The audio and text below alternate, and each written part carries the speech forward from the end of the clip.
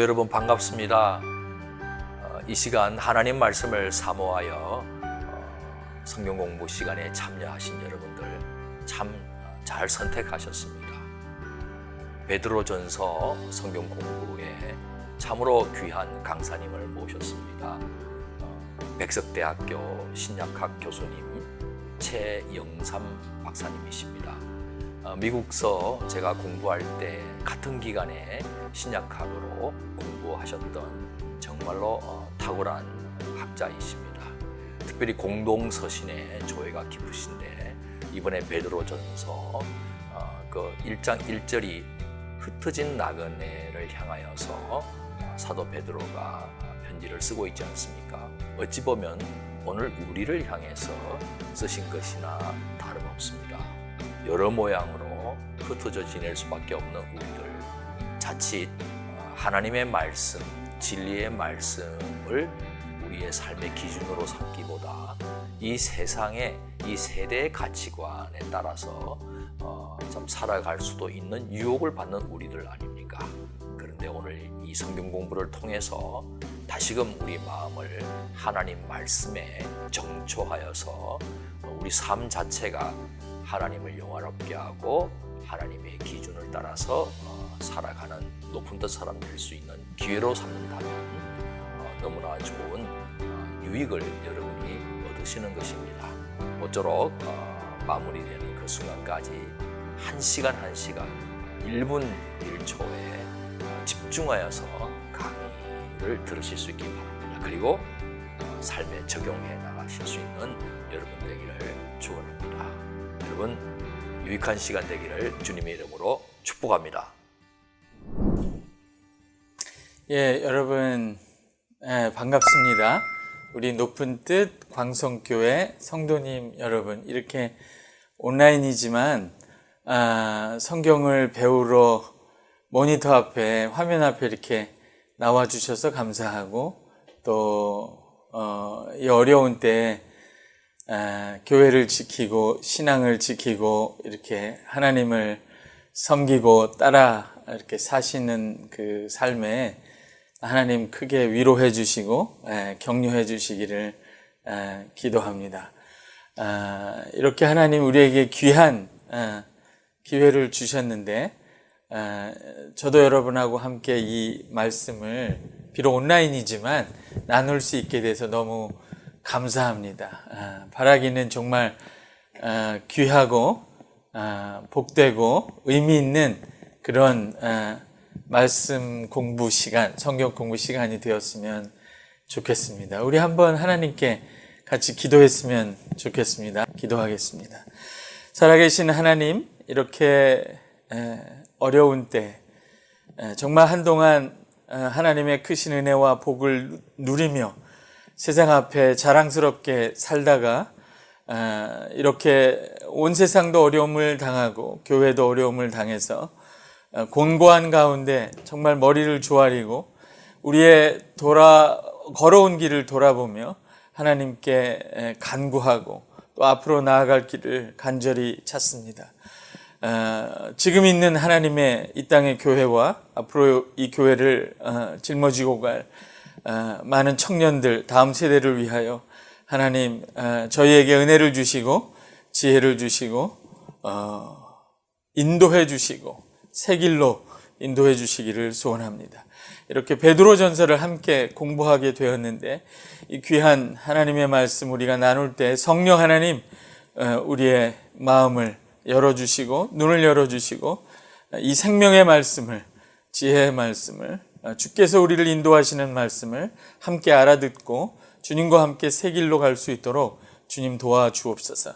듣는 모든 성도들의 귀에 복을 주시고 마음을 위로하시고 격려하시고 하늘의 은혜와 진리로 채워주시고 사랑 가운데서 인도하여 주옵소서. 또 함께 수고하는 우리 목사님, 간사님에게도 함께 해주시며 끝까지 복된 시간 되도록 주여 인도하여 주옵소서. 감사하옵고 예수님의 이름으로 기도합니다. 아멘. 저희가 오늘부터 배울 책이 베드로 전서입니다. 왜 로마서가 아닌가? 그럴 수도 있죠. 우리 베드로전서를 왜 굳이 택했는가? 이 베드로전서를 공부하면 어떤 유익이 있는가? 그런 이야기를 먼저 해보려고 합니다. 베드로전서가 왜 중요한가? 아이, 뭘 중요해? 여러분, 우리가 흔히 이렇게 듣기에 사도 바울에 대해서는 잘 압니다. 그렇죠? 뭐 매도 40의 감한매를 몇 번을 맞았고, 뭐 사도 바울의 전도 여행, 뭐 사도 바울의 서신들 신약에 많이 있고 잘 익숙해합니다. 하지만 사도 베드로, 글쎄요. 새벽 닭이 울 때 예수님을 3번 부인한 베드로, 성격이 매우 급했던 베드로, 뭐 그 정도죠. 베드로전서에는 어떤 이야기가 있는가? 그것도 그렇게 익숙치 않으리라 생각합니다. 베드로전서가 말하는 복음, 기쁜 소식, 그게 뭔가요? 라고 제가 물으면 뭐라고 대답하시겠어요? 로마서의 복음, 로마서가 전하는 기쁜 소식. 그러면 사람은 율법의 행함으로 자기 의로 구원받지 않고 오직 그리스도를 믿음으로 은혜로 구원을 받는다. 그거 이신칭의 복음, 귀에 많이 익숙합니다. 베드로전서는 그러면 무슨 복음을 전하고 있을까요? 똑같은 이신칭의 복음을 전하고 있을까요? 아니면 또 다른 그 복음의 다른 면을 전하고 있을까요? 이런 질문들이 생기죠. 또 베드로전서는 우리에게 주로 교회에게 무엇을 가르치고 어떻게 살라고 하는지 그렇게 쉽게 우리가 익숙하게 들어와 있지 않습니다. 사실은 베드로전서를 포함해서 지금 이제 베드로전서의 그 서론을 설명하는 중인데요.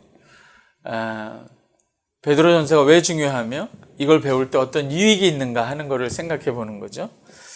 베드로전서가 속해 있는 그 성경의 정경 모음집이라고 할 수 있습니다. 예를 들면 신약에는 복음서가 있고 바울 서신이 있죠. 그리고 이제 요한계시록도 있고 그 중간에 공동서신이 있습니다. 그래서 공동서신 안에 베드로전서가 있는데 우리가 한번 생각을 하면 공동서신에 몇 개의 책들이 있나요? 공동서신에 7개의 책이 있습니다. 한번 따져볼까요? 야고보서 있죠. 그 다음에 베드로전서, 베드로후서, 그 다음에 요한일서, 요한이서, 요한삼서, 유다서 이렇게 있습니다. 이게 7권이 있는데요. 히브리서는 공동서신에 잘 이렇게 넣지 않습니다. 여러분 중에 성경을 많이 읽고 좋아하시는 분들은 히브리서가 왜 공동서신에 안 들어가지? 그렇게 생각하시는 분이 있을 텐데요.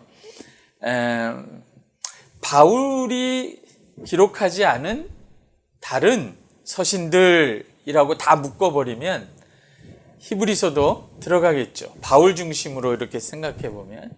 그래서 공동서신을 옛날에는 일반 서신이다 그렇게 설명하기도 했습니다. 공동서신이 일반 서신이면 특별 서신도 있나요? 바울 서신이 특별 서신인가요? 이렇게 구분해서 설명하기도 해요. 그러나 어쨌든 지금 이렇게 성경을 전문적으로 연구하는 분들은 히브리서는 공동서신에 넣지 않고 따로 이렇게 취급합니다. 이유가 뭐 여러 가지 있을 수 있는데요. 히브리서는 저자가 사도 바울이면 바울 서신에 들어가겠죠. 그리고 근데 저자가 분명치 않아요. 아볼로라고 말하는 사람도 있고 심지어는 브리스길라와 아굴라 할 때 브리스길라가 성경을 잘 알았기 때문에 브리스길라가 아니냐 이렇게 추정하는 사람도 있고, 또 어떤 학자는 정말 히브리서의 저자가 너무 분명치 않기 때문에 혹시 이제 우스갯소리로 멜기세덱이 아니냐, 뭐 근거도 없고 어디서 왔는지도 모르고 뭐 아비가 누군지 그렇게 이야기하기도 합니다. 그만큼 히브리서는 독특한 서신이고, 제가 볼 때는 바울 서신과 공동 서신 가운데쯤에 있는 아주 중요한, 특별히 새 언약을 설명하는 굉장히 중요한 서신이라고 생각합니다. 지금 공동 서신이 7개라고 이렇게 설명을 드렸죠. 야고보서, 베드로 전후서, 요한 1, 2, 3서, 유다서 이렇게 있는데, 이 공동서신 전체가 사실은 그렇게 잘 설교되거나 그렇게 잘 읽히거나 우리가 좋아하는, 자주 읽는, 가까운, 익숙한 서신들이 아니라는 겁니다. 제가 괜히 그냥 이렇게 설명을 위한 설명을 위해서 공동서신이 소외된 서신이다, 약간 잘 읽히지 않, 우리도 낯설다, 그런 얘기를 괜히 하는 게 아니라, 그것이 우리의 신앙생활을 돌아볼 때, 우리의 신앙을 돌아볼 때 굉장히 중요한 사실을 알려주기 때문에 제가 이런 말을 하게 되는 거죠. 신약이 27권이 있는데 공동서신이 한 7권인데 그것에 대해서 굉장히 익숙하지 않다. 그건 무슨 얘기 있는지 잘 모르겠다. 베드로전서 그건 별로 그렇게 잘 들여다보지도 않고 중요한 서신이다. 왜 거기에 베드로전서가 있는지, 그게 왜 중요한지 잘 모르겠다 라고 생각하고 잘 읽지도 않고 설교하지도 않고 배우지도 않고 그 말씀대로 살아보려고 노력하지도 않고 그렇게 됐다는 것이 우리의 신앙, 오늘날 우리 이 땅의 교회의 신앙, 건강 상태에 대해서 무언가를 알려줄 수 있다는 거죠. 제가 비유를 얘기해서 하면 이런 거예요. 어머니가 식탁에 반찬을 5가지를 이렇게 올려놨는데, 6가지를 올려놨는데, 제가 왜 5개, 6개 집착을 하죠? 어쨌든 5개, 6가지를 올려놨는데, 그 중에 소세지 반찬 하나만, 이 진짜 반찬 중에 반찬은 역시 소세지야. 그리고 여러분의 아들, 딸들이 6개의 반찬 중에 소세지 반찬만 365일 먹으면 어떻게 될까요? 일단 좋아하지 않으시겠죠. 근데 부모가 좋아하고 좋아하지 않고를 떠나서 이 아이가 병에 걸릴 확률이 굉장히 높아요. 건강의 균형을 잃고 편식을 함으로 그의 건강에 문제가 생길 확률이 되게 높죠. 그렇죠. 그래서 편식하는 것과 사람의 몸의 건강에 관련이 있듯이 똑같은 상황을 지금 신약의 성경에 적용하면, 공동서신 익숙하지 않다. 예를 들면 베드로 후서 같은 거요.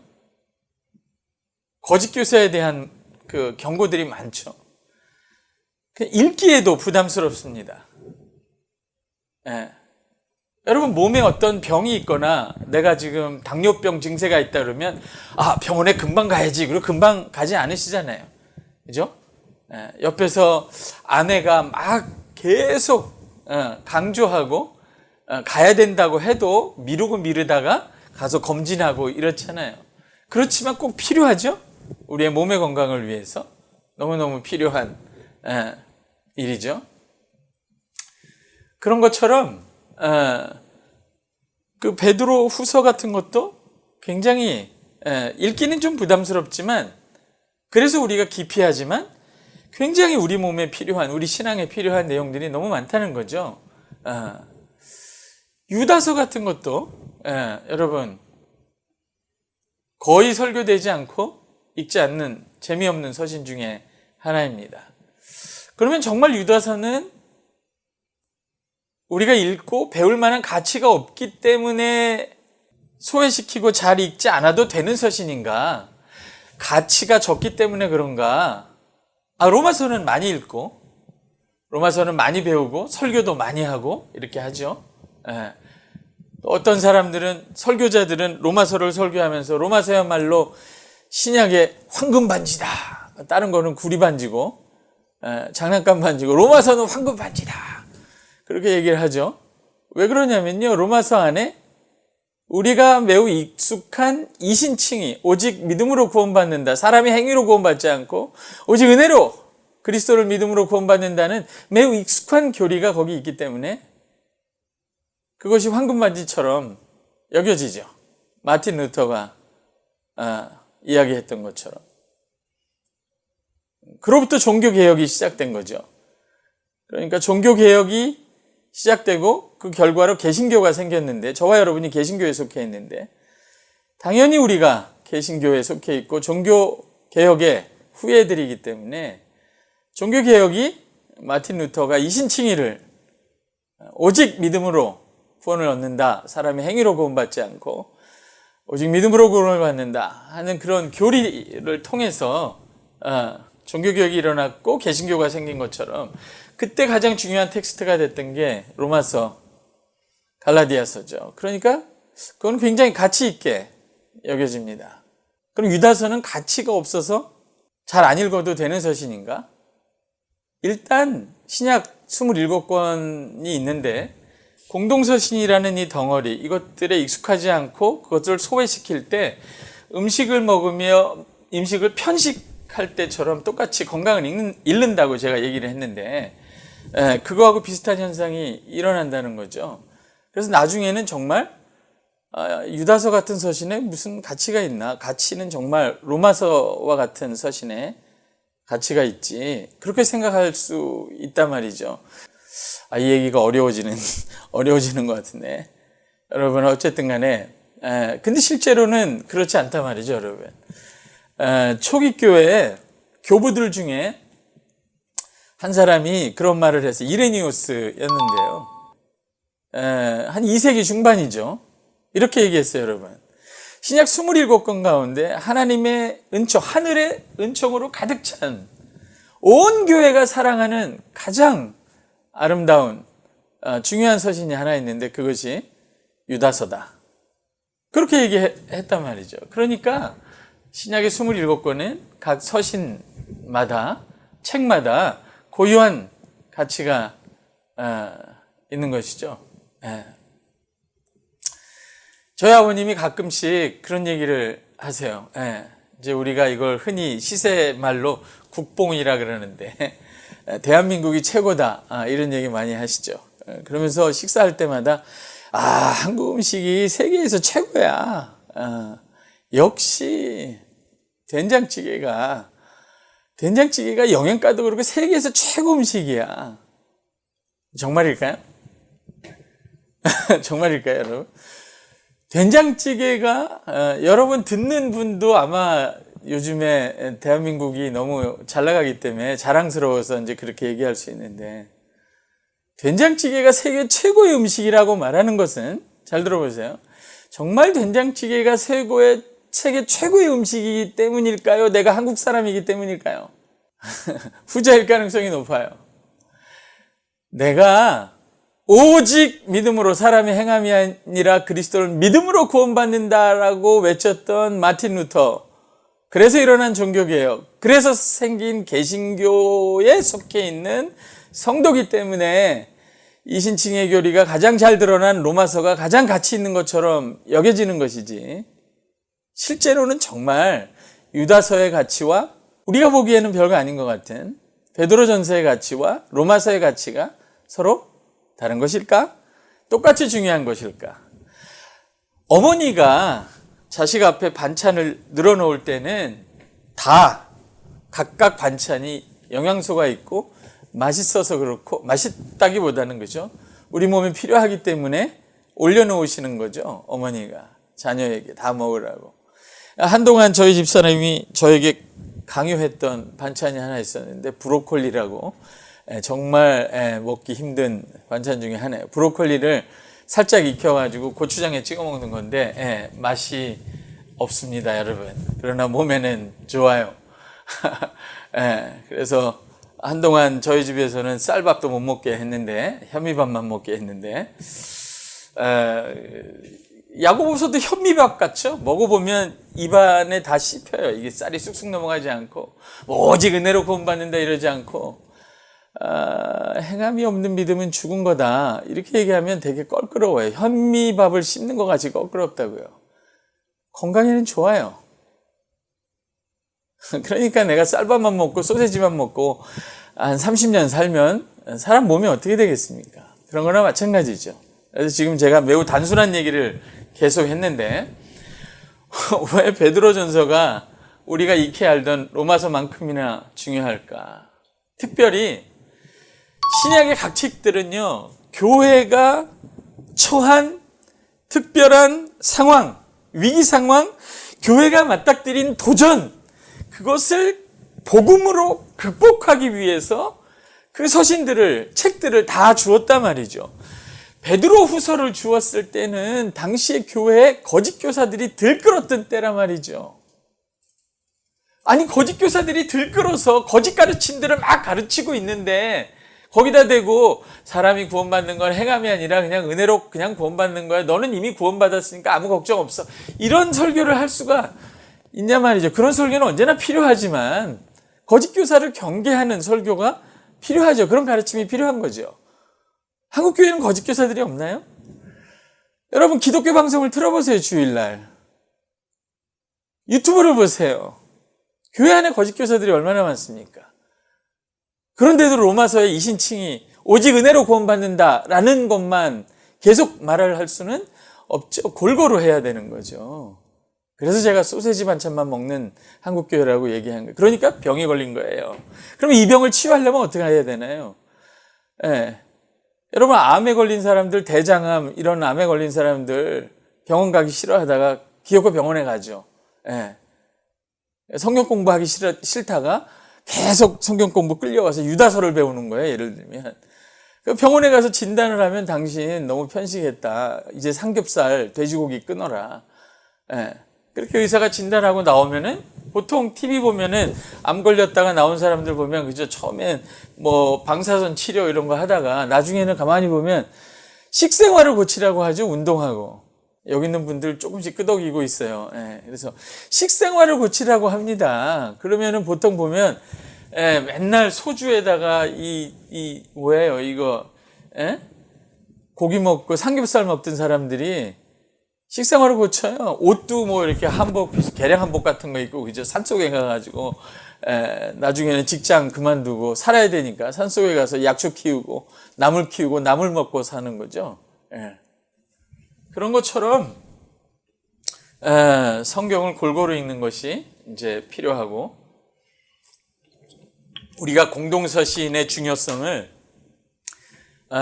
이런 편식해서 병든 교회인 저와 여러분을 위해서 더 필요한 시대가 되었다. 왜냐하면 우리 교회, 저와 여러분이 맞닥뜨린 도전, 신앙의 도전이 종류가 좀 다른 거예요.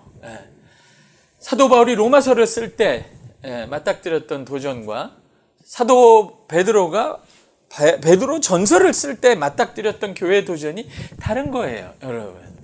도전이 다른데 권투 경기를 해야 되는데 테니스를 칠 수는 없는 거잖아요. 상대방이 레슬링을 하고 달려오는데 거기다 대고 테니스 경기를 해서 이길 수는 없는 거예요. 그런 것처럼 성경은 매우 지혜롭게 하나님은 교회가 여러 가지 도전들을 다양한 도전들을 마귀도 바보가 아니죠. 매번 전략을 바꿔서 교회를 도전하죠. 그런 다양한 도전들을 다양하게 극복할 수 있도록 다양한 전략들을 성경에 늘어놓았는데 그것들이 가치가 다 다양할 뿐이지 어떤 것이 더 가치가 있고 어떤 것이 가치가 없다 그렇게 말할 수는 없다는 거죠. 그래서 베드로전서가 로마서만큼이나 중요하다라고 말하면 처음 들으면 이상하다 그렇게 생각하지만 계속 들으면 이해가 될 거예요. 그리고 지금 이 시대의 한국 교회는 로마서가 중요했던 시대보다는 베드로전서가 더 우리한테 적실하고 중요한 전략을 주는 그런 서신이다라고 말할 수도 있단 말이에요. 왜냐하면 상황이 바뀌었으니까.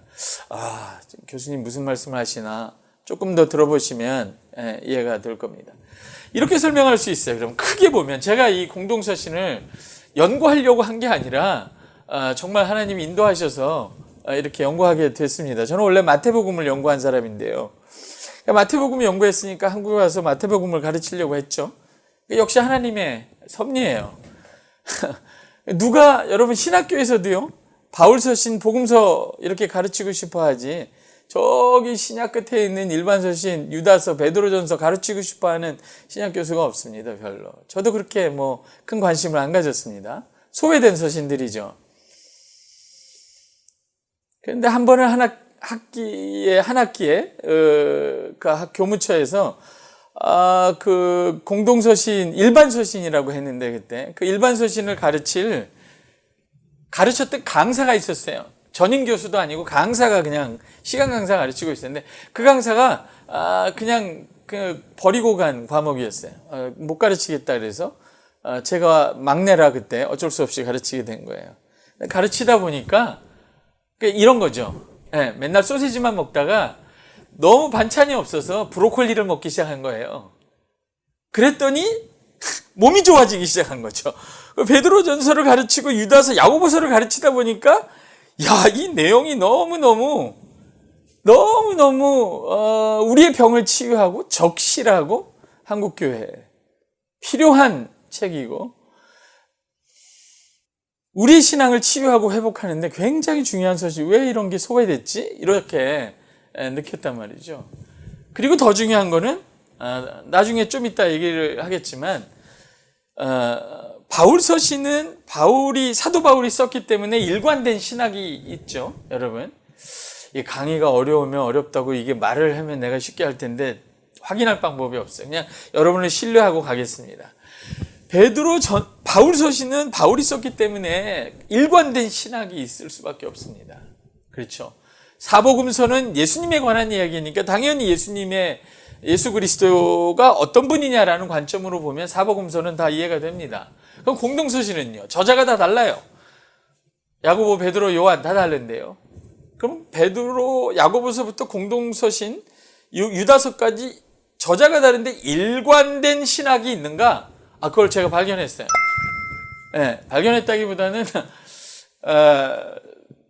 발견한 거죠. 그 안에 일관된 신학이 있다고 확신을 하고, 그리고 그거를 연구했습니다. 한국연구재단에서 연구하고 책도 쓰고, 그 관점에서 이렇게 보니까 공동서신이 야고보서부터 베드로전서, 후서, 요한 1, 2, 3서, 유다서까지 일관되게 하나의 문제, 하나의 주제를 갖고 있다. 물론 여러 주제가 있는데 그 중에 제가 하나를 봤을 수도 있죠. 이제부터 그 얘기를 좀 하려고 합니다. 그러면 여태까지 제가 했던 이야기가 무슨 이야기인지 조금 더 이해가 되실 거예요. 이게 무슨 얘기냐면요, 이런 거예요. 크게 보면요, 우리가 잘 알고 있는 바울 서신이 있고, 그 다음에 공동서신이 있습니다. 공동서신 안에 지금 우리가 공부하고자 하는 베드로전서가 있고요. 이 큰 두 덩어리로 나눠보세요. 여러분 이제부터 정말 잘 들으셔야 됩니다. 두 덩어리가 있는데, 바울 서신은요, 예수 그리스도의 복음, 우리 초기 교회가, 여러분 복음이 뭡니까? 라고 물어보면 뭐라고 대답하시겠어요? 초기 교회 1세기에 이 신약에 있는 교회들도요, 예수 그리스도의 복음을 받았습니다. 근데 이 예수 그리스도의 복음은 워낙 풍성한 거예요. 정말 끝도 없이 풍성한 거예요. 그런데 이 복음이 뭐냐라고 설교하고 전하고 신약의 책들을 기록해서 서신을 써서 보내면서 예수 그리스도의 복음이 뭐냐라고 했을 때, 이 사도들이, 바울이, 공동서신의 저자들이 그냥 연구실에 앉아서 혼자서 예수 그리스도의 복음이 뭐냐 이렇게 말한 게 아니라 어떤 카운터파트가 있었단 말이에요. 적대자들이 있었다는 거예요. 부딪히면서 예수 그리스도의 복음을 설명하는데, 그거를 어떤 대적자들하고 부딪히면서 설명하기 시작했다는 거예요. 그래서 복음의 내용이 펼쳐지기 시작한 거죠. 그래서 크게 보면 바울 서신이 있고 공동서신, 그 안에 베드로전서가 있는데, 바울 서신 같으면요. 그럼 바울 서신은 어떤 대적자들을 상대해서 예수 그리스도의 복음을 설명한 결과로 나온 책들이냐라고 할 때 제가 이거를 공동서신을 연구하면서 한 10여 년 연구하면서 이게 확연하게 드러나기 시작했습니다. 그래서 자신 있게 얘기할 수 있어요. 뭐냐면요. 사도 바울은 이방인의 사도로 부르심을 받았는데요. 그런데 실제로는요. 이방인들에게 복음을 전하기 위해서 먼저 해야 됐던 게 뭐냐면 본인도 바리새인이었지만 유대인들, 유대교하고 자꾸 변증을 했어야 했습니다. 유대인들하고 변증을 하기 시작했어요. 유대교하고, 특별히 유대교의 율법과 성전에 대해서 예수 그리스도의 복음, 내가 알고 있는 우리가 받은 예수 그리스도의 복음은 도대체 율법, 유대교의 율법에 대해서 뭐라고 설명하느냐? 유대교의 예루살렘 성전에 대해서 뭐라고 설명하느냐? 그거에 대한 답변을 해야만 했던 거죠. 여러분 잘 알듯이요. 사도행전 읽어보면 사도 바울이 이방인들에게 복음을 전하기 위해서 도시마다 가지만 도시에 갈 때마다 제일 먼저 간 게 회당이에요. 회당에 가서 유대인들하고 변론을 합니다. 본인도 바리새인이었기 때문에. 그리고 유대교의 율법과 상대해서 예수 그리스도의 복음을 자꾸 설명을 하다 보면 복음이 뭐가 되냐면요. 뭐가 되겠어요, 여러분? 율법이 뭡니까? 그걸 행함으로 의의를 얻는 거예요. 그 의의 안에 거하게 되는 거고요. 의인이라고 인정받고 의인으로 살게 하는 거죠. 율법은 가장 핵심적인 주제가 의의예요. 그러니까 율법 아래에 있는 유대인들하고 예수 그리스도의 복음을 율법하고 자꾸 충돌해서 복음을 설명하다 보면 이런 복음이 되는 거죠. 사람이 의롭다 하심을 입는 것은 율법 아래서 율법의 행위로 구원받는 것이 아니라 그리스도를 믿음으로 은혜로 의롭다함을 얻는 것이다 라고 예수 그리스도의 복음이 그런 식으로 정리가 되고 그런 식으로 강조가 되고 예수 그리스도의 복음에 그런 측면이 드러나게 된단 말이죠. 그래서 로마서 갈라디아에서 가장 중심부에 가장 중요한 자리에 율법과의 논쟁이 있는 겁니다. 제가 그냥 지금 학문적인 얘기를 하려고 하는 게 아닌 거예요. 우리의 신앙이 그렇단 말이에요, 여러분. 예수 그리스도의 복음을 이해하는 우리의 신앙의 색깔이, 논조가, 강조점이 거기에 있단 말이에요. 사도 바울이 유대교하고 부딪혀서 예수 그리스도의 복음을 설명할 때 복음이 뭐냐라고 하면 가장 특징적인 게 칭의, 의롭다함을 입는 거란 말이죠. 뭐로요? 율법의 행함이 아니라 은혜로, 그리스도를 믿음으로. 그래서 사도 바울의 어떤 로마서 갈라디아서 이것이 가장 중요한 서신이라고 믿고 살아온 개신교의 성도들은 복음이 뭐냐라고 할 때 항상 제일 먼저 나오는 것이 그겁니다. 아, 사람이 행함으로 구원받아 은혜로 구원받지. 맞아요. 근데 그게 예수 그리스도의 복음의 일부라 말이죠.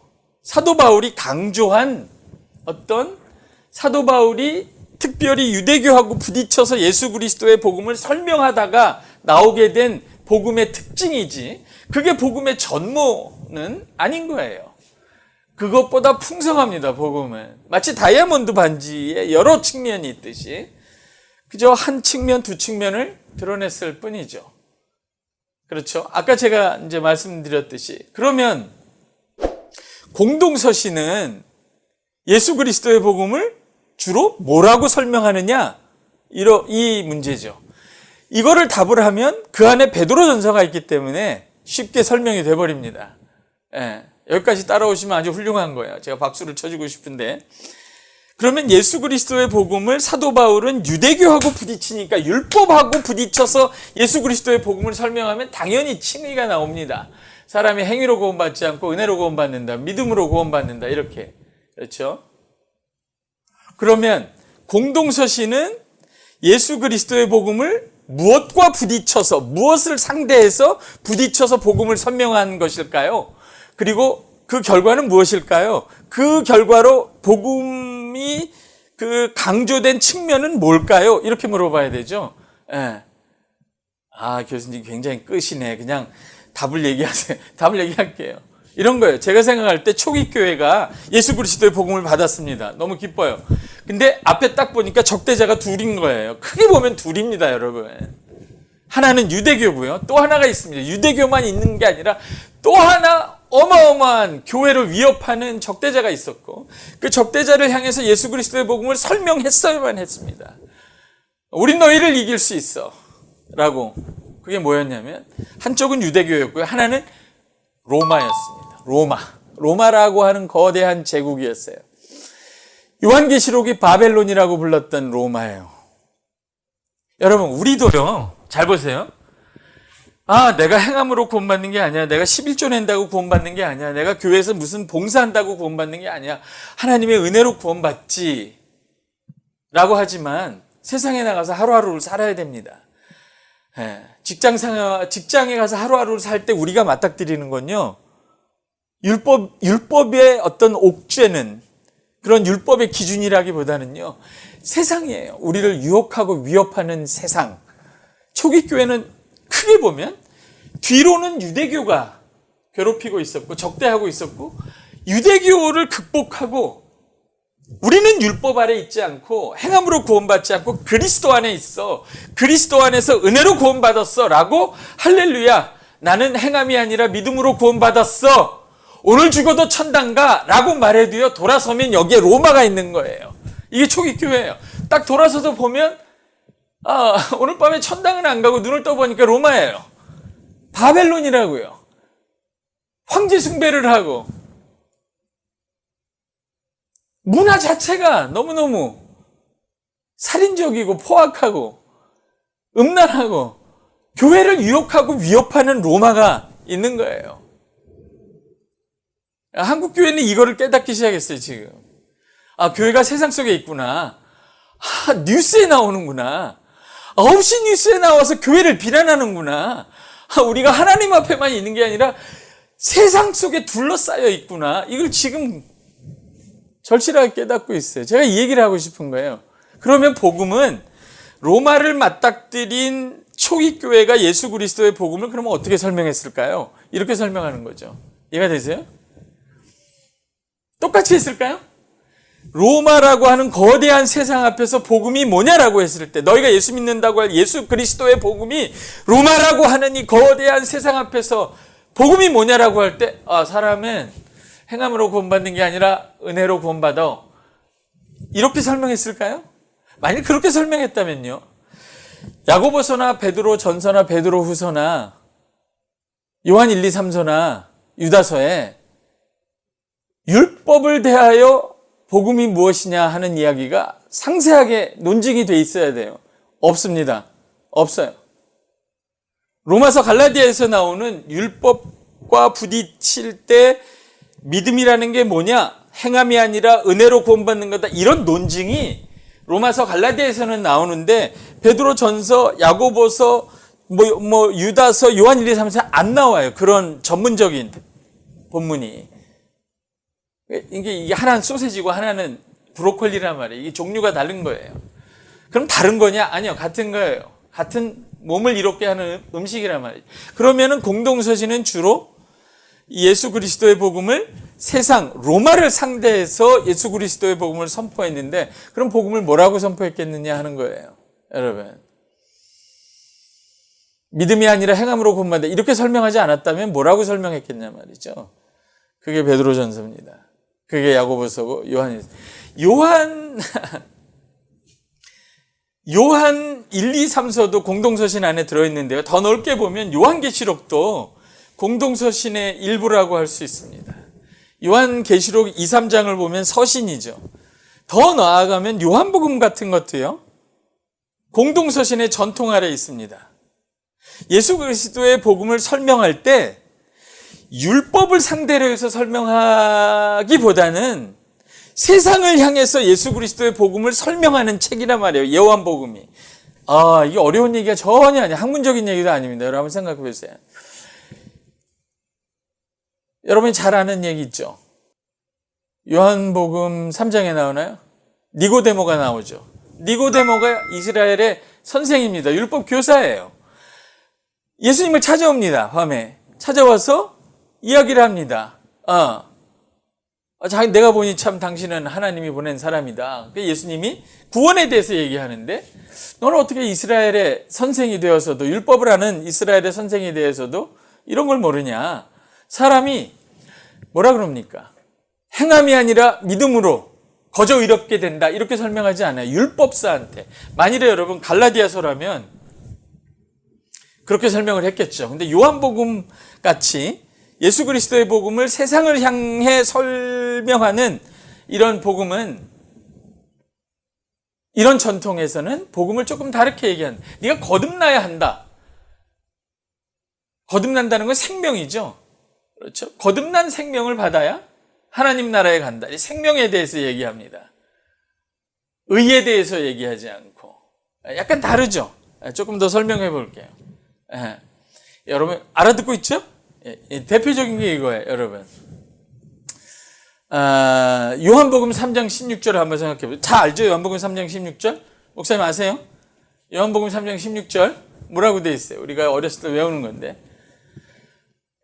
복음을 뭐라고 소개하나 봐요. 요한복음 3장 16절에서 뭐라고 소개해요? 하나님이 세상을 이처럼 사랑하사 자기 아들을요, 로마서에처럼 갈라디아서처럼 율법 아래, 율법의 저주 아래에 있는 그 백성 가운데 하나로 보냈다, 이렇게 설명하지 않고, 물론 그렇게 오셨어요. 근데 설명을 그렇게 안 하는 거예요. 왜냐하면 복음을 다르게 설명해야 되니까. 하나님이 세상을 이처럼 사랑하사 독생자를 주셨어요. 세상으로 보내신 거예요. 정확히 말하면 율법 아래로 보냈다기보다 세상으로 보낸 거예요. 세상에 그 아들을 보내셨어요. 하나님이 세상을 이처럼 사랑하사 독생자를 주셨으니 이는 저를 믿는 자마다 행함이 아니라 믿음으로 의롭다함을 얻게 하려 함이라, 이렇게 돼 있으니까 여러분, 요한복음 3장 16절에 그렇게 안 돼 있어요. 뭐라고 돼 있어요? 하나님이 세상을 이처럼 사랑하사 독생자를 주셨으니 이는 저를 믿는 자마다 멸망치 않고 썩어지지 아니하고 영원한 생명을 얻게 하려 하심이라. 좀 달라요. 행함이 아니라 그냥 믿음으로 의롭다함을 얻게 하려 하심이라, 이렇게 설명하고 있지 않고, 멸망치 않고 썩어지지 아니하고 없어지지 아니하고 영원한 생명을 얻게 하려 함이라. 영원한 생명. 제가 여러분 여기 있으면 따라 해보라고 싶어요. 한번 따라 해봐요. 영원한 생명. 영원한 생명을 얻게 하려 하심이라 라고 얘기함으로써 세상을 상대해서 예수 그리스도의 복음을 설명할 때 가장 먼저 튀어나오고 가장 강조가 되는 게 생명이라는 거예요. 영원한 생명이라는 거예요. 의라기보다는 둘은 같은 거지만 각도가 다르지만 다른 간격점이라면 영원한 생명을 얻게 하려 함이라, 이거예요. 이게 왜 달라졌을까요, 여러분? 간단하게 생각해 보세요. 율법 아래에서 내가 무슨 행위를 해야 하나님께 의롭다함을 인정을 받을까라고 고민하는 사람은 율법 아래에서 가장 중요하고 가장 얻기를 원하는 게 뭐예요? 의예요. 의. 옳다 인정하심을 받고 싶은 거예요. 하나님께 칭찬을 받고 사랑받고 싶은 거예요. 의예요. 율법 아래에서 가장 핵심적인 주제는 의예요. 네, 이것도 중요한 주제예요. 교회 생활을 하면서 내가 어떻게 하면 목사님께 인정받을 수 있을까? 헌금을 얼마나 하고 봉사를 얼마나 하면 하나님께 인정받을 수 있을까? 그런 생활에 시달리는 사람도 많아요. 그런 사람들에게 로마서의 복음은 선포합니다. 당신이 낸 11조나 봉사 때문이 아니라 그리스도 안에서 거저 하나님이 당신을 의롭다 하셨고 영원토록 사랑하세요. 아멘. 그로부터 자유해야죠, 물론. 그러나 복음을 율법 아래에서 고민하는 사람들에게는 의가 굉장히 중요한 주제인데, 왜 예수 그리스도의 복음이 세상과 부딪혀서 나올 때는 영원한 생명이 복음의 내용이 되냐 말이에요. 뒤집어 말하면 어떤 거예요, 여러분? 세상 속에서 세상 사람들이 세상 안에서 가장 찾지만 가장 찾을 수 없는 게 뭔가요? 생명이에요. 생명이라고요. 생명? 말이 어려워요? 먹고 사는 거고요. 잘 살아보는 거고요. 그냥 잘 먹고 잘 살겠다는 거예요. 정말 잘 살 수 있나요? 세상은요, 가장 원하는 게 생명이에요. 돈이에요. 건강이라고. 근데 그걸 못 얻어요, 여러분. 얻어도 그게 생명이 안 된다는 거예요. 그래서 예수 그리스도의 복음을 세상을 향해서 선포할 때 주로 나오는 게 의가 아니라 생명입니다. 그러니까 이런 거예요, 여러분. 내가 아버지가 목사고 아버지가 장로라서 모태신앙, 태어날 때부터 교회 다니던 애들은요, 어쩌면 내가 어떻게 하나님께 사랑받지? 내 아버지가 장로고 아버지가 목사인데 이분들이 원하는 걸 다 해도 내 마음에 평화와 기쁨이 없는데, 이런 아이들은요, 마치 율법 아래 오래 살았던 유대인들처럼 로마서의 복음을 들어야 돼요. 근데요, 세상에서 율법도 모르고 그냥 세상에서 그냥 먹고 사는데 정신없이 살다가 들어온 사람들에게는요, 오히려 공동서신이 말하는 이런 식의 복음, 생명의 복음이 필요할 수 있어요. 더 절실하게 와닿을 수 있단 말이죠. 그래서 베드로전서 1장 1절 2절을 보면 이렇게 합니다. 예수 그리스도의 사도 베드로는 본도, 갈라디아, 갑바도기아, 아시아와 비두니아에 흩어진 나그네들에게 편지를 한다고 해요.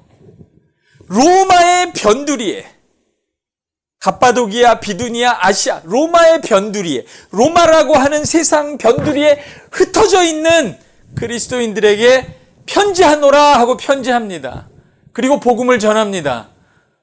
율법 아래에서 어떻게 하면 의를 얻을까 고민하는 그런 성도들에게 보내는 게 아니라, 세상의 삶에 시달리고 예수를 믿지만 늘 세상 속에서 위협을 받고 유혹을 받는 그리스도인들에게 복음이 뭐냐, 어떻게 살아야 되느냐를 설명하겠다는 거예요. 이게 오늘날 얼마나 적실하냐 그 말이죠, 제 말은. 그래서 이 강의를 청년들이 들어야 된다고 제가 생각을 해요. 청년들은요, 겨우 교회에 부모님들이 요구해서 와주지만 세상의 삶이 전혀 녹록하지 않다는 걸 알아요. 행함이 아니라 믿음으로 구원받아 오늘 죽어도 천당가, 그런 복음 정도 가지고요, 세상에서 날마다 그 아이들이 부딪히고 있는 유혹과 협박을 이기기는 어렵습니다. 뭔가 다른 게 있어야 돼요. 이 얘기만 하고 잠깐 쉬죠. 한국교회가 여기서 실패합니다. 이 말이 타당한지 한번 들어보세요. 한국교회는 정말 로마서, 갈라디아서 이신칭의 복음 위에 서 있어요. 누구나 다 압니다. 구원의 확신을 갖고 있어요.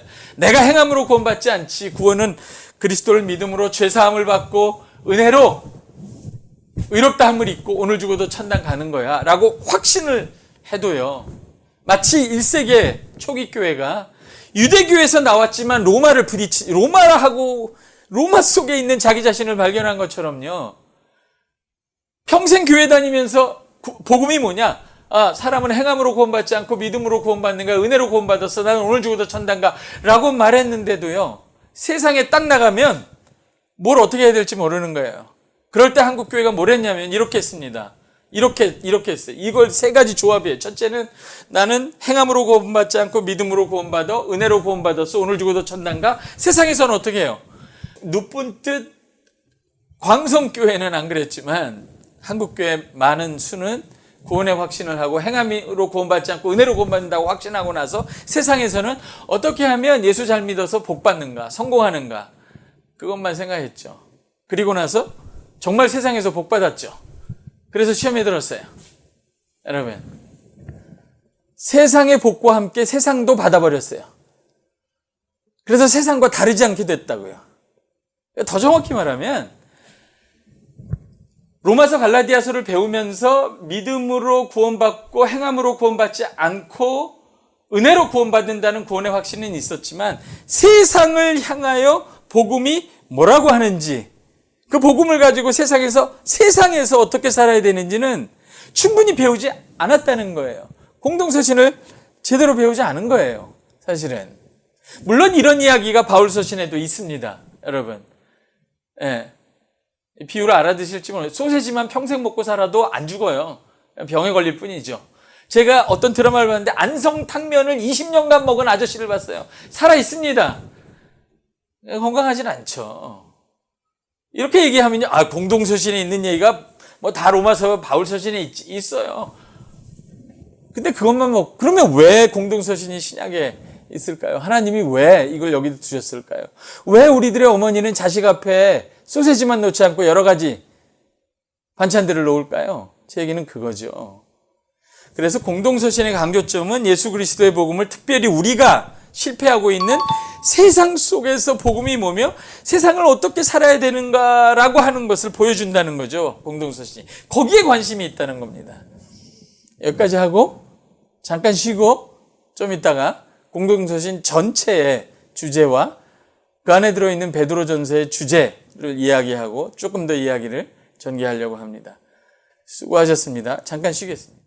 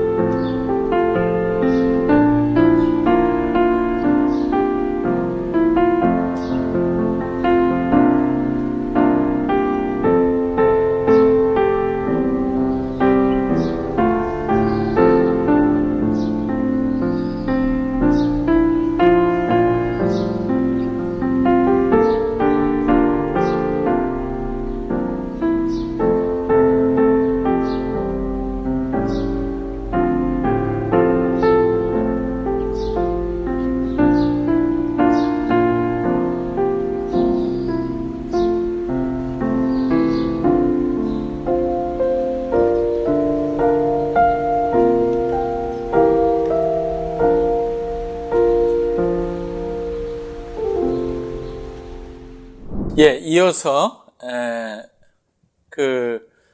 우리가 지금 공동서신이 베드로전서가 포함되어 있는 공동서신이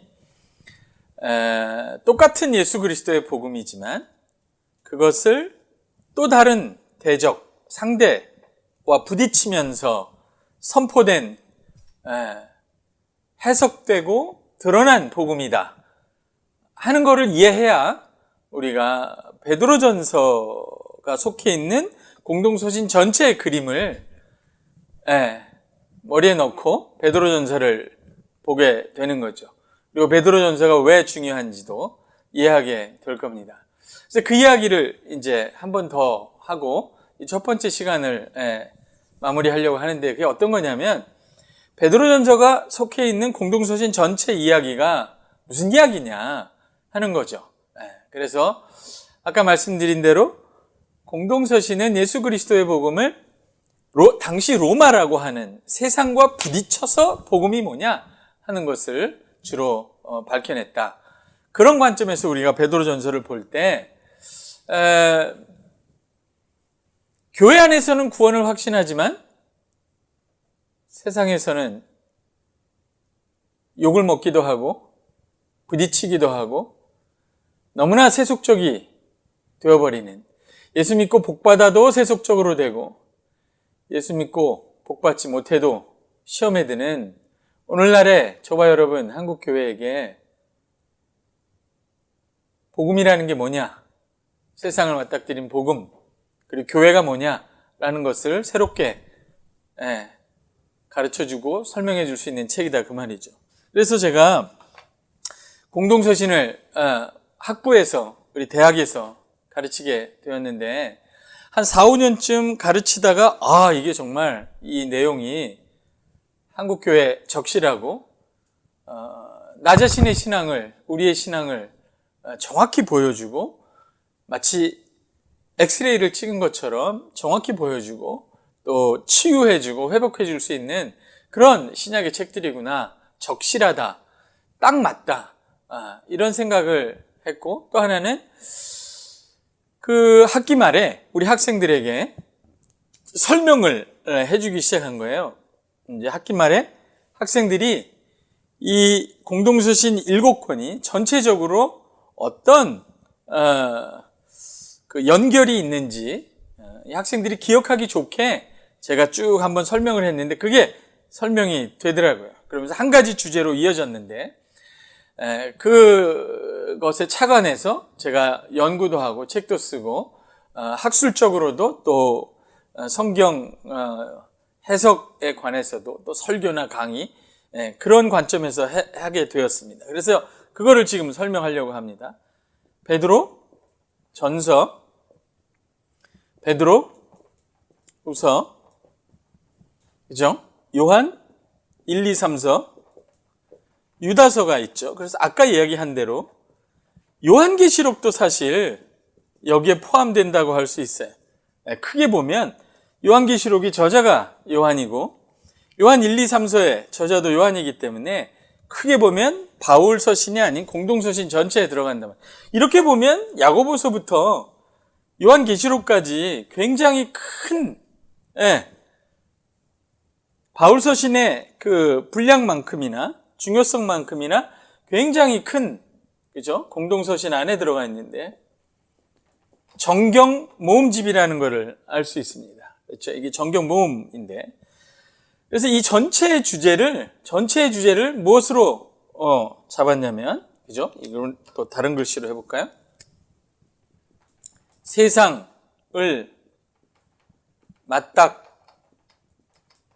이렇게 쓰나요? 맞닥뜨린 교회죠. 교회. 세상을 맞닥뜨린 게, 당시로 하면 로마죠. 세상을 맞닥뜨린 교회. The church.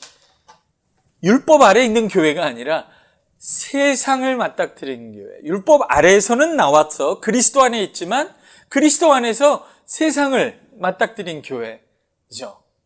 한국 교회는 여기가 한 70년대, 1970년대였는데 이때 참 공동서신의 가르침을 가르쳤어야 되는데 그때 예수 믿고 복받자, 세상을 얻자, 고지에 올라가자. 그런 이야기가 주로 설교를 이루었어요. 그래서 그 결과가 지금 이렇게 됐죠. 정말 세상을 얻어서 복을 얻었는데 그 얻은 복 속에서 세상과 함께 더러워지고 썩어지고 허무한,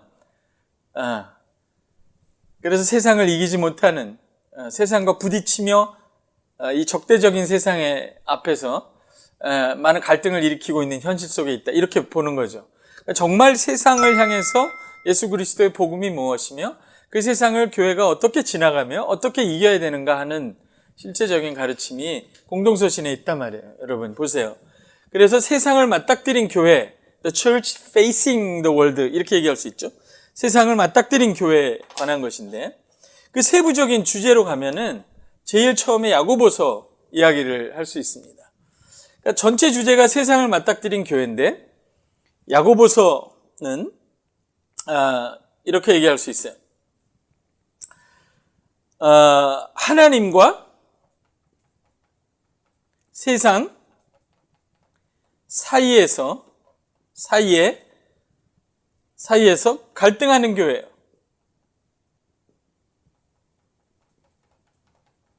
예. 하나님과 세상 사이에서 갈등하는 교회. 하나님도 사랑하고 세상도 사랑하는 교회예요. 그러니까 우리가 하나님을 사랑하지만 세상에서 살 수밖에 없죠. 세상에서 살다 보면 맛집도 있고 돈도 벌고 이거 다 좋은 거죠. 그러나 이거는 조금 더 심각하게 갈등하는 거예요. 이것을 야고보서는 두 마음을 품은 교회다, 이렇게 표현하는데, 갈등하는 교회인데 갈등을 지나서 서로 부딪히는 거예요. 하나님을 사랑한다 라고 말하지만 동시에 세상을 사랑하는 교회죠. 이걸 70년대 한국 교회가 좋아했던 복음으로 번역하면 이렇게 될 겁니다. 예수 믿고 천당도 가고, 예수 믿고 이 세상에서 삼박자 구원도 받고, 자식 잘 되고, 사업 잘 되고, 건강한 복도 받고, 그렇게 그것을 추구하라는 거죠. 물론 예수 믿으면요, 잘 됩니다. 잘 될 수밖에 없어요, 여러분. 예수 믿으면 비교적 건강하게 살 수밖에 없고, 비교적 치매 걸리지 않을 수밖에 없어요. 왜냐하면 여러분 예수 믿으면 성경도 많이 읽고, 아침 일찍 일어나서 기도도 많이 하고, 그리고 술에 쪄들어 살 수도 없는 거잖아요. 그래 건강하게 살 수밖에 없어요. 예수 믿으면 대체로 복을 받지만 그것 자체가 하나님을 사랑하는 것만큼 절대적인 신앙의 목표로 세워둔 거란 말이죠. 이런 경우는. 그러니까 이렇게 되면 반드시 교회는 나님 마음을 통해서 시험에 들게 됩니다. 시험에 들게 돼요. 그래서 야고보서는 여러 가지 시험에 든 교회들을 설명하고, 하나님과 세상 사이에서 나님 마음으로 갈등하는 교회가 됩니다. 야고보서 앞부분에 1장 8절에 보면 그죠? 나님 마음, 두 마음에 대해서 얘기하고, 4장 8절에 가도 두 마음을 가진 자들이요, 이렇게 얘기하죠. 너희 나님 마음을 씻으라. 그 다음에 4장 초반에 가면 간음하는 여인이요, 교회를 두고 하는 얘기입니다. 하나님의 백성이 하나님을 사랑하는 것을 그만둔 적은 거의 없습니다. 하나님께 예배하죠. 하나님을 사랑하고 하나님을 예배하고 나와서 또 세상의 우상, 세상을 사랑하고 세상에게 예배합니다. 두 가지를 다 같이 하기 때문에 시험에 드는 거죠. 이 문제를 지적합니다. 뼈가 아프지만 여러분, 이 문제를 지적하는 거예요. 그러면 세상 없이 그냥 하나님만 가지고 살라는 말이냐, 세상을 떠나라는 말이냐, 그런 말은 아니죠. 어떻게 하나님을 전심으로 사랑하면서 세상을 진행할 것인가, 이 문제에 있어서 야고보는 일단 너희의 두 마음을 정리하라고 얘기합니다. 하나님의 나라를 향해 가고 하나님의 나라와 그 의를 구하면서도 먹을 것, 입을 것을 똑같이 중요하게 생각하고 그걸 예배하고 찾고 그것을 받는 것을 신앙의 성공이라고 부르는 한 둘은 충돌할 수밖에 없는 겁니다. 그러면 시험에 들어요, 여러분. 한국교회는 70년대에 아예 시험 드는 복음을 설교단에서 계속 가르쳤습니다. 그러니까 시험에 들 수밖에 없죠. 예수 믿고 가장 성공한 목회자가 시험에 들어요. 그렇죠? 예. 그렇게 해서 얻은 복을 왜 난생 처음 보는 부목사한테 주겠어요? 그건 자기 새끼한테 줘야 되는 거죠. 자기 자식한테 줘야 되는 거예요. 예수 믿고 받은 복을 절대로 놓을 수가 없어요. 왜냐하면 예수 믿고 받은 복을 놓을 수 없는 이유는 하나님의 이름이 이 땅에 떨어지든 9시 뉴스에 나오든 다른 성도들이 상처를 받든 청년들이 교회를 떠나든 어쨌든 내가 예수 믿고 받은 복을 놓을 수가 없는 거예요. 왜? 예수 믿은 증거, 예수 믿어서 성공한 증거는 내가 예수 믿어서 얻은 세상이기 때문에 그런 거예요. 이런 교회는 늘 시험에 들어요. 복을 받아도 시험에 들고요. 이렇게 설교하기 때문에 예수를 아무리 믿었는데 복을 받지 못하는 성도들도 시험에 들어요. 그리고 예수를 믿어서 이런 설교를 하는 목사님의 설교를 듣고 예수를 잘 믿어서 그 복을 받아서 교회를 안 나오게 되죠. 왜 나오겠어요? 유럽 여행 가기 바쁜데 왜 나와요? 룸사롱에 가서 뭐하러 수요일날 금요일날 예배 나오고 돈이 많은데 예수 믿고 성공했는데요. 이러니까 시험에 들어요. 세상과 같은 교회가 됩니다. 그러니까 야고보서를 여러분, 야고보서가 믿음과 행함이 없으면 믿음은 아무것도 아니다. 로마서와 충돌한다. 이런 관점에서 읽지 말고 세상을 맞닥뜨린 교회에게 야고보서가 뭘 요구하는지를 읽어보세요. 야고보서는 믿음을 전제합니다. 예수 그리스도의 복음을 듣고 그 복음의 말씀이 그들 안에 심겨 있다는 것, 믿음으로 그 복음을 받아들인 걸 전제해요. 그 복음을 받아들이고도 하나님을 사랑하고 세상을 똑같이 경배하는, 예수 믿고 구원받고 행함이 아니라 믿음으로 구원받으니까 오늘 죽어도 천당 가고 세상에서는 반드시 성공해야 성공한 믿음이라고 가르치는 한 시험등 교회, 마음이 나뉘어버린 게 시험에서 못 나와요. 성도도 교회도 목회자도 절대로 못 나와요. 야고보서요. 야고보서를 보세요. 이게 세상을 맞닥뜨린 교회가 해야 되는 첫 번째 일입니다, 여러분. 이걸 해야 베드로 전서에 가는 거예요, 사실은. 베드로 전서가 교회를 보고 뭐라 그럽니까? 저와 여러분을 보고 나그네와 행인이라 그럽니다. 일평생 예수 믿으면 장관 됩니다, 대통령 됩니다, 복 받습니다, 부자 됩니다라고 가르친 그런 목회자, 그런 설교자가 여러분 그렇게 받은 그 재산과 그 부동산과 그 교회와 그 헌금과 그 많은 성도들을 다 놓고 그 재산을 놓고 죽고 싶겠어요? 하늘나라 가고 싶겠어요? 나그네와 행인이 될 수 있겠냐 말이에요, 여러분. 하나님도 사랑하고 세상도 끔찍히 사랑해서 그 받은 세상을 믿음의 증거로, 성공한 믿음의 증거로 갖고 있는데 그걸 놓고 어떻게 나그네와 행인이 되겠습니까, 여러분? 그러니까 여기서 야고보서는 굉장히 중요한 얘기를 합니다. 너희가 세상 속을 지나가는 하나님의 백성이라면 세상을 사랑하지 말아야 한다고 얘기하는 거죠. 하나님을 사랑하는 것처럼. 그래서 요한서신에 가면 명확하게 얘기합니다. 2장에 가면 세상을 사랑하면 아버지의 사랑이 그 속에 없느니라. 이렇게 되는 거예요. 세상을 사랑하니까 형제들에게 상처 주고 형제들이 믿음에 실족하고 이런 게 안 보여요, 여러분. 세상을 사랑하면. 여러분, 세상을 사랑한 성공한 목회자들 보셨어요? 교회가 반쪽이 나가도 절대로 자기가 갖고 있는 권력, 보장된 재산 놓지 않습니다. 형제들이 상처받고 교회를 떠나도 안 놔요. 형제를 사랑하지 않으면, 그리스도께서 우리를 사랑하신 것처럼 형제를 사랑하지 않으면 아버지의 사랑이 그 속에 있다고 어떻게 말하겠어요? 그러니까 세상을 사랑하면 믿음의 형제를 사랑하지 않고 교회가 두 쪽이 나도 자기 재산을 지키죠. 자기 권력을 지키고. 그게 세상을 사랑하는 거예요. 그러면 그 안에 아버지의 사랑이 어떻게 있냐는 말이죠.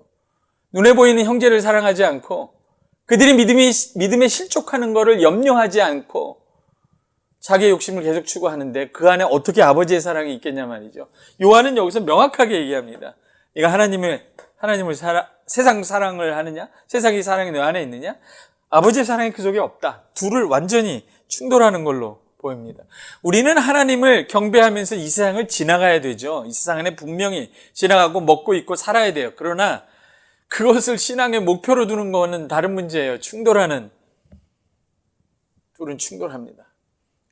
여기서는 하나님의 교회가 세상을 지나갈 때 전심으로 하나님을 사랑하기를 원해요. 그 하나님의 사랑을 전심으로 알았기 때문에 그래요. 여기 중요한 얘기예요. 그래서 이게 야고보서가 어려운 것 같지만 이 부분이 해결이 안 되면 사실 베드로전서는 이 다음 단계죠. 그러니까 사실 우리 그럼 베드로전서를 하지 말고 야고보서로 바꿔야 되는 이 상황이 되어버렸는데, 그러나 여러분이 어쨌든 높은 뜰 광석교회는 이 정도는 하리라. 여러분이 뭐 성공복음에 찌든 게 아니라 이장호 목사님이 그렇게 설교 안 한 거를 제가 알고 있어요. 성공복음에 찌든 사람은 아니에요, 여러분. 그래도 하나님 나라의 복음을 가지고 세상을 의를 행하며 살려고 애를 쓴 분들이기 때문에 이건 넘어갔다 치고 베드로전서를 키면은 이 베드로전서는 세상 속의 교회라고 할 수 있습니다. 세상 속의 교회.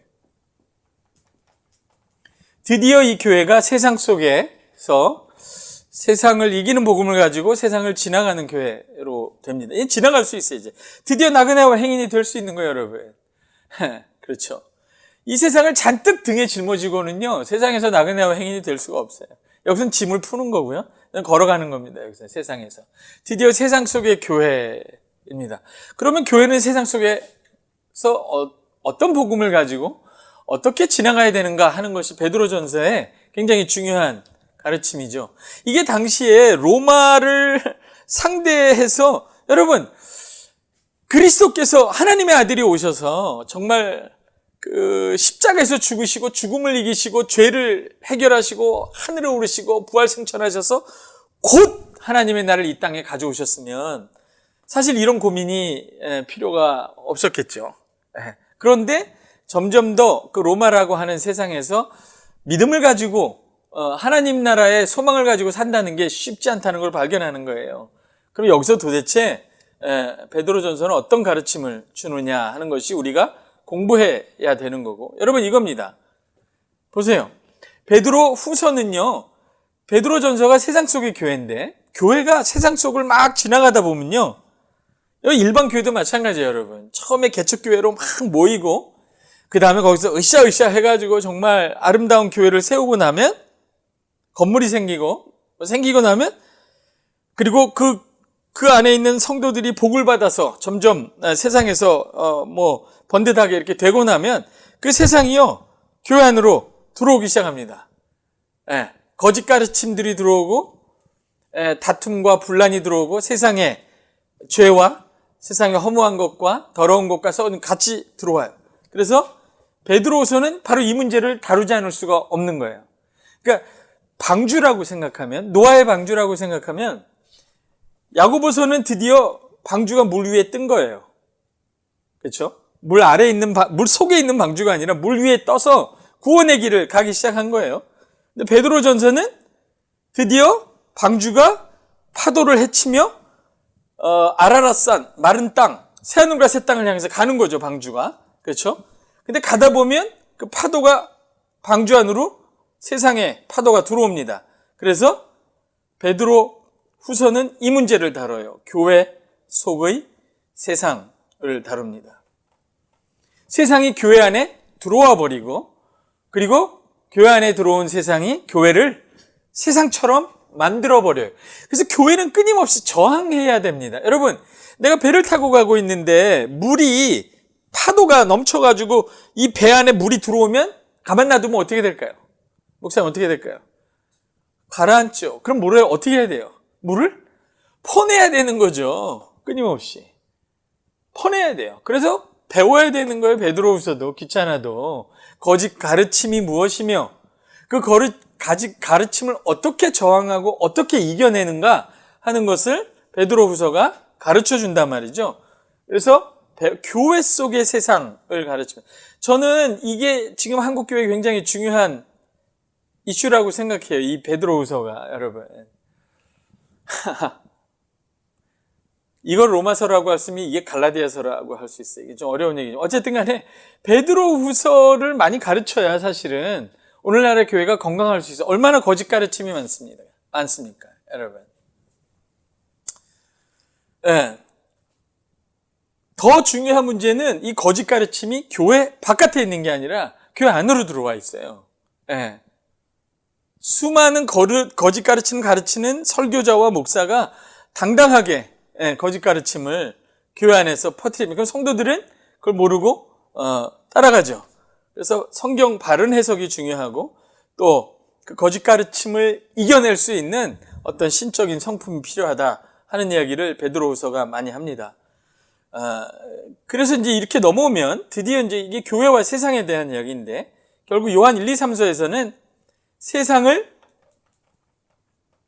이기는 교회라는 제목을 다룰 수 있습니다. 이건 내가 다른 게 아니라요. 요한 1서 5장에 보면 이 표현이 나옵니다. 세상을 이기는 이김은 이것이니 곧 너희의 믿음이라. 세상을 이긴다는 표현이 직접적으로 나와요. 세상을 이긴다는 표현이 나와요. 호니콘이라는 말인데 니콘이라는 말이 니케라는 말이 나왔는데 영어로 하면 Nike 나이키예요. 나이키라는 말 운동선수들이 있는 거죠. 로마 당시에도 운동 경기가 굉장히 많았죠. 원형 경기장에서 정말 살인적인 싸움을 합니다. 그 사람들이 워낙 전쟁으로 그 당시에 세상을 점령했기 때문에 폭력적이었어요. 문화 자체가. 그래서 운동 경기도 많고 올림픽 뭐 이런 게 있었지만 그죠? 올림피아드 이런 게 있었지만 이긴다는 게 굉장히 중요한 시대적인 정신이에요, 여러분. 로마 제국에서 이긴다라는 게 얼마나 시대적인 정신입니까? 오늘날 한국 사회에서 성공한다! 나 재성공했어! 라는 말처럼 굉장히 중요한 말이고 굉장히 피부에 와닿는 말입니다. 이긴다라는 말이. 호니콘, 이긴 자라는 말이 굉장히 영광스러운 거예요. 누가 세상을 이깁니까, 여러분? 온 세상을 정복한 로마 황제가 시저가 세상을 이겼어요? 누가 세상을 이겨요? 요한계시록에 가면 이긴 자라는 표현을 주로 가장 대표적인 게 예수님이죠. 십자가에서 죽으신 분이에요. 호니콘, 이긴 자예요. The victor, 이긴 자예요, 여러분. 2, 3세기 때 드디어 그 로마의 핍박이 그냥 공식적인 핍박이 많을 때 우리가 잘 아는 대로 동굴 같은데 카타쿰에 가면 호니콘, 이긴 자 예수 그리스도. 동굴 속에 들어가서 호니콘, 이긴 자 예수 그리스도. 그가 세상을 이겼다는 거예요. 동굴 속에서 로마의 핍박을 받으며 동굴에 들어가서 호니콘, 그가 이긴 예수 그리스도가 이긴 자라는 거예요. 세상을 이겼다는 거예요, 여러분. 여기서 기억해야 될 게 있어요. 세상에서 이긴 거 하고요. 세상을 이긴 거는 전혀 다른 거예요, 여러분. 한국교회는요, 70년대 이후로 예수 믿으면 복 받습니다, 이렇게 성공합니다라고 하면서 세상에서 이기는 법을 가르쳤어요. 세상 사람하고 똑같이. 말은 그럴듯했지만, 쟤네들은 학원 가지만, 너는 뭐 교회 와서, 결국은 결과는 똑같이 누가 좋은 대학 들어가나, 그런 거였어요. 그게 뭐 나쁘겠어요, 어쨌든 간에. 세상에서 이기는 법을 가르쳤지. 세상을 이기는 법. 이 세상을 이기는 첫 번째 단추가 세상을 사랑하지 않는 거예요. 세상에서 살고 있지만 세상을 사랑하지 않는 게 세상을 이기는 첫 번째 단추란 말이에요, 여러분. 세상에서 이겨도요, 세상에 질 수 있습니다. 우리가 눈으로 보고 있어요. 세상에서 성공한 목회자들 중에 세상에 져버린 목회자가 얼마나 많아요. 그리스도인들도 세상에서 번듯하게 승리해서 기업의 이사도 됐는데 장로도 되고 세상에 져버렸어요. 그 속은.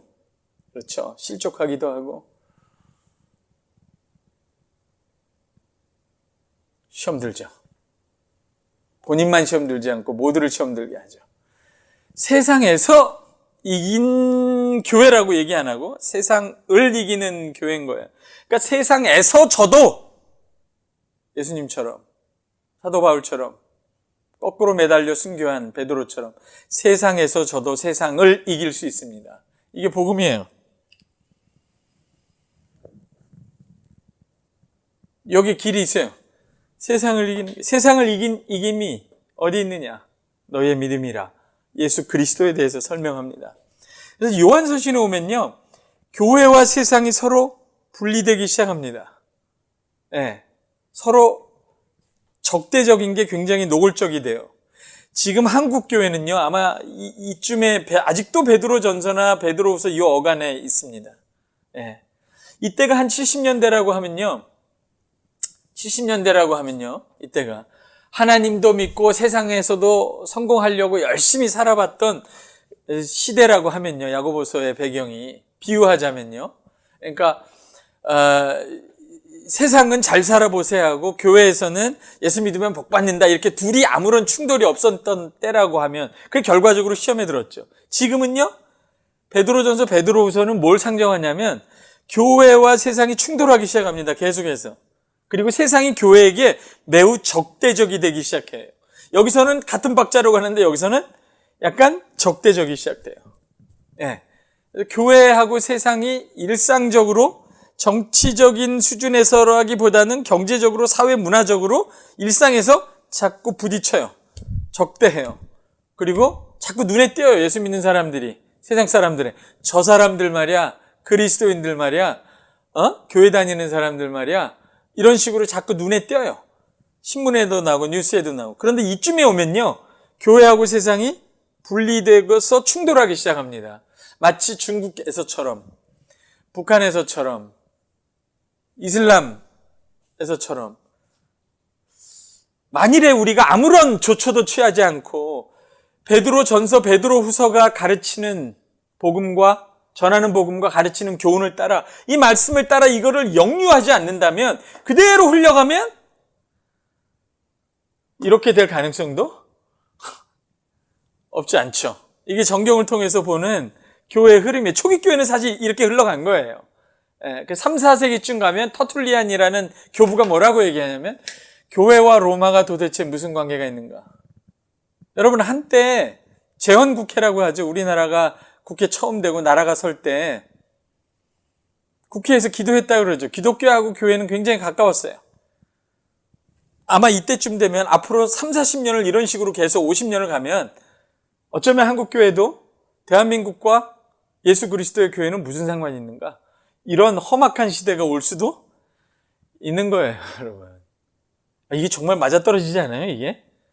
이게 사실은 초기 교회가 로마하고 부딪히면서 간 길을 그 단계마다 성경이 말씀을 통해서 우리한테 전해준 거란 말이죠. 그럼 우리도 똑같이 이렇게 가라고 정해준 걸까요? 아니요, 너희는 여기서 이렇게 가지 말고 이렇게 거꾸로 가라는 거예요. 왜 베드로전서를 배워야 하고 배울 뿐만 아니라 설교하고 가르치고 살아내야 하는지를 아시겠죠? 그렇죠? 다행스럽게도 일로 가면 다행이에요. 그렇지 않고 그냥 미끄러지면 일로 가고 나중에 유다서로 가고 요한계시록으로 가겠죠. 요한계시록 얼마나 무섭습니까, 여러분? 그런 시대가 이 한반도, 이 땅에 정말 선교사들이 피 흘려 복음을 전해서 세운 이 땅의 교회에 이게 올 수도 있단 말이죠. 그래서 유다서는 더 흥미로워요, 여러분. 너무 재밌습니다. 주제가 뭐냐면요, 세상에서, 한번 따라해보세요. 세상에서 자신을 지키는 교회. 이게 유다서가요, 공동서신의 결론이에요, 사실은.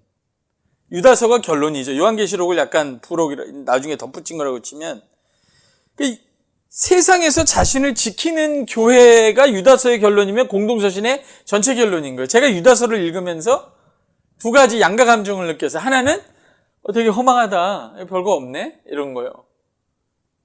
세상에서 교회가 세상을 이긴다는 건요, 와, 이 세상을, 대한민국을 정말 제사장 나라로 만들고 교회마다 정말 교회로 꽉 채우고 정말 하나님의 이름에 영광을 돌리고 막 교회가 엄청난 일을 이 땅에서 행하는 것이 세상에서 세상을 이기는 교회의 모습이냐라고 할 때 아니었던 거예요, 그게. 하나님의 영광을 위해, 그 나라를 위해 대한민국을 하나님께 바치고 대한민국 곳곳에 교회를 세우고 이렇게 하면 좋겠지만, 그런 야심찬 결론을 공동서신이 내리고 있지 않다는 거예요. 그래서 한편으로는 이게 뭐지? 되게 허망하다, 그런 생각을 했지만, 또 한편으로는 이게 매우 중요하고 매우 현실적인, 그리고 성경이 가르치는 굉장히 중요한 세상을 이기는 길이다, 이거죠. 공동서신이, 베드로 전서가 그 중에 하나지만 요구하는 결론은 뭐냐면 이런 거예요. 세상을 사랑하지 않고 세상을 이기는 교회는 결국 어떤 교회냐? 세상에서 자신을 지키는 교회입니다. 세상에서요, 세상과 같이 되지 않고 하나님이 우리에게 주신 새하늘과 새 땅의 복음, 믿음으로 의롭게 되는 은혜의 복음, 영원한 생명, 하늘의 백성, 성도, 그 아들과 그 아들의 영원한 나라, 소망, 살아있는 소망, 그 아들을 통해서 우리에게 온 아버지의 사랑, 그 사랑으로 서로를 뜨겁게 사랑하는 이 사랑, 그 안에 하나님이 우리에게 그 아들을 통해 은혜로 주신 모든 것을 성령의 하나됨, 잃어버리지 않고 세상에 빼앗기지 않고 그거를 지켜내는 것만으로도 충분한 승리라는 거예요. 아멘. 여러분의 인생이 이 세상에 변변하게 드러나지 않았어도요, 여러분 안에 아버지의 사랑이 있고 그 아들의 생명이 있고 성령의 역사가 있고 그 나라에 대한 살아있는 소망이 아직도 살아있으면 여러분 성공한 거예요. 여러분 세상을 이긴 사람이고 세상에서 자신을 지키는 교회, 그리스도인이 된 거예요. 이게 얼마나 어려운지 아세요, 여러분? 어렵습니다. 그만큼 세상이 무섭다는 거예요. 그리고 세상을 정말 하나님 나라로 바꾸는 거는요, 사실 우리가 하는 게 아니에요. 뭐 하나님 나라를 확장한다 이러는데요, 그건 우리가 우리를 세상에서 지키기 위해서 하는 거고요. 진짜 하나님 나라를 이 땅에 가져오시는 분은 예수 그리스도, 그분뿐이에요. 그분이 다시 오셔서 이 세상에 오셔서, 베드로 전서도 얘기합니다. 더 큰 은혜를 가져오실 때, 그가 오셔서 우리에게 긍휼을 베푸실 때까지 이 세상을, 요한계시록이죠 그게, 여러분, 헛된, 뭐라 그럴까요?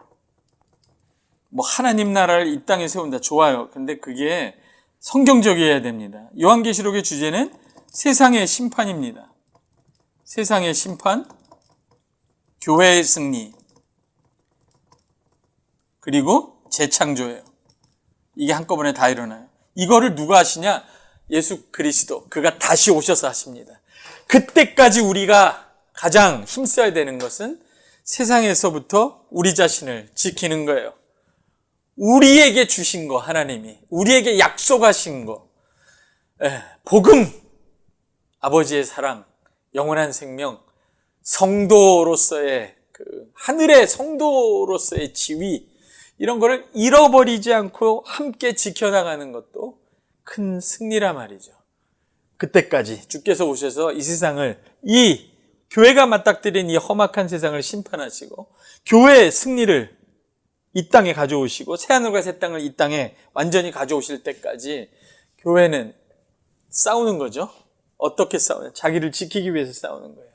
이것도 쉽지 않습니다, 여러분. 예배 안 본다고 온라인이라고 좋다 하고 서서히 한 걸음 두 걸음씩 세상에 미끄러져 가는 청년들, 여러분, 느슨해지면서 한두 개씩 세상의 유혹과 위협에 젖어 들어가는 여러분들, 정신 차리면 좋겠어요. 세상에서 우리 자신을 지키려고 애를 써야 합니다. 뭐 엄청난 하나님의 영광을 위해서가 아니라 주께서 우리에게 주신 이 세상이 아닌 이 엄청난 복음, 영원한 나라, 이 생명의 복음, 이 귀한 것, 이것을 에서가 팥죽 한 그릇에 장자권을 팔았듯이 그 팥죽 한 그릇에 파는 어리석음을 저지르지 않는 것만 해도 승리해요, 여러분. 갑자기 그 아들이 오셔서 이 세상을 심판하고 완성할 거예요. 그날에 부끄럽지 않아야 돼요, 여러분. 중요한 얘기입니다. 공동서신은 이런 식으로 세상을 맞닥뜨린 교회에게 교훈하고 그 이야기를 설명해 갑니다. 다음 주에는 이 베드로전서, 이런 전체 그림 속에서 정말 세상을 맞닥뜨린 교회, 베드로전서, 세상 속의 교회가 어떤 복음을 가지고 어떻게 세상을 지나가야 되는가, 특히 청년 여러분, 직장을 고민하는 여러분, 그리고 날마다 세상을 살아가야 되는 이 적대적인 세상, 이제는 교회를 욕하는 이 세상을 살아가야 되는 우리에게 특별히 복음, 세상을 이기는 복음이 어떤 것인지를 베드로전서를 통해 설명하고자 합니다. 꼭 오셔서 정말 세상을 이기는 복음을 듣고 정말 이 복음의 능력대로 세상을 이기며 살아가는 교회가 되기를 주님의 이름으로 축복합니다. 고맙습니다.